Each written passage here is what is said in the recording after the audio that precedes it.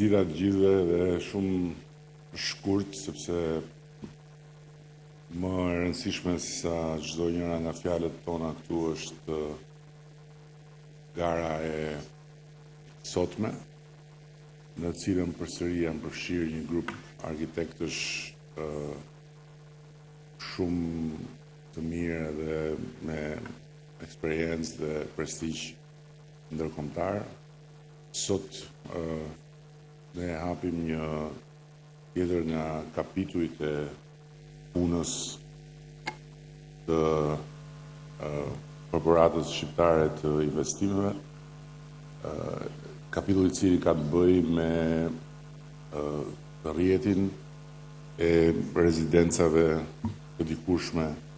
qeveritare, të cilat prej shumë kohësh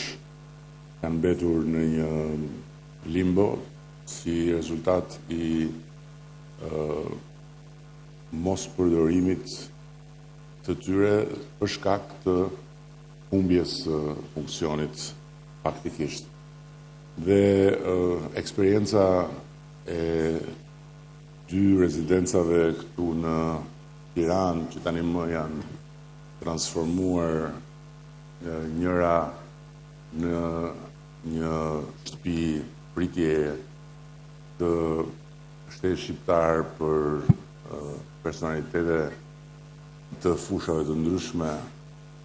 dhe tjetra në një qendër për artistë të rinj nga gjithë bota,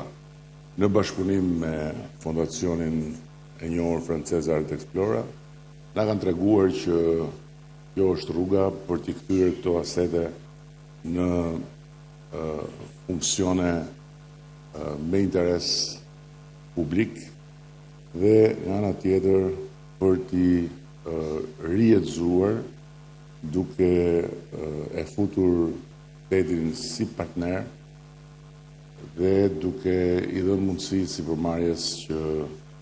i transformojë në burim të ardhurash. Dhe ky është rasti i dy projekteve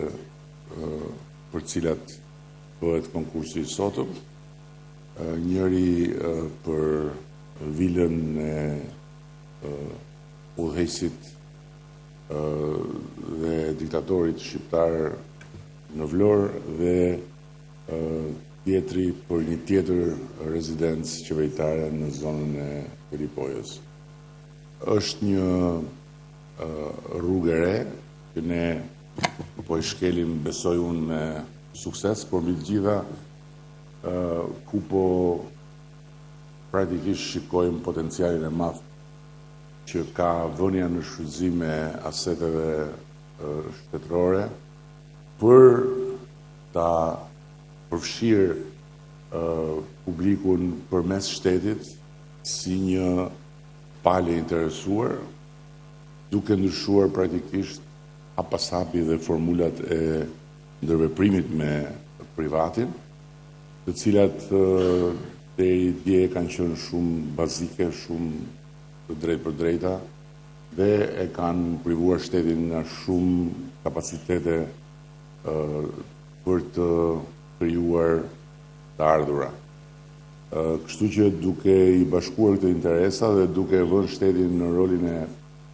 një pronari të zakonshëm, si palë në sipërmarrje, ne po zhvillojmë një infrastrukturë të re faktikisht financiare për shtetin, duke u bazuar tek modelet më të mira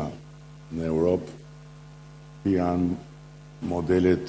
si motrave të agjencisë të korporatës shqiptare të investimeve dhe që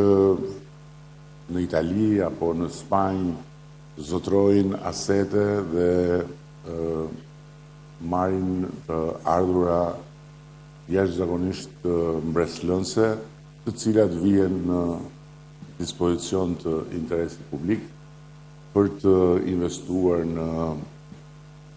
infrastrukturë publike dhe për të përfshirë kapacitetet shtetërore në rritjen e ekonomisë por edhe në përfitimin nga kjo rritje. Kështu që me kënaqësinë dhe me falënderimin për të gjitha studiot që janë përfshirë në këtë konkurs, duke qenë i bindur që konkursi do të jetë një tjetër vlerë shtuar dhe në një aspekt tjetër që është rritja e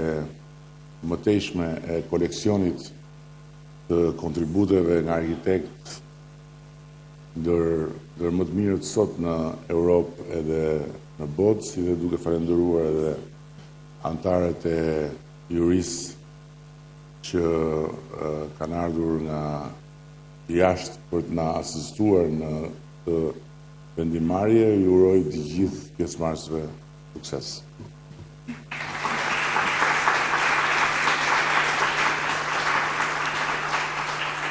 Zonja dhe zotrinj,